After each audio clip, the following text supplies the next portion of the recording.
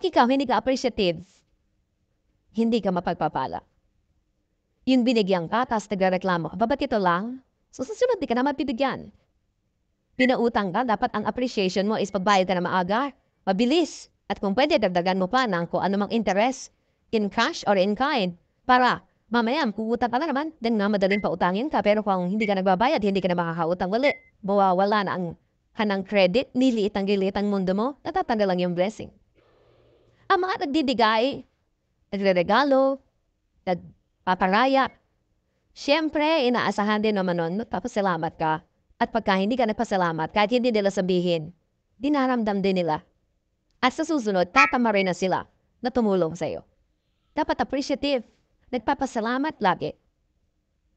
Merong isang asawa, diregaluhan ng husband ng isang blouse, pagbukas ng pandang regalo, ang sabi ko, ay, hindi naman ganyan ang color na gusto ko.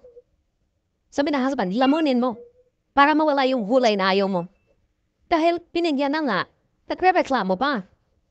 May mga ganon, bibigyan mo ang hahanapin, kapintasan, reklamo, etc. etc. Masalamat ka, binigyan pa ng blouse. O salamat ka, binigyan pa ng ganito, ng ganon. Hindi yung magre-reklamo ka pa.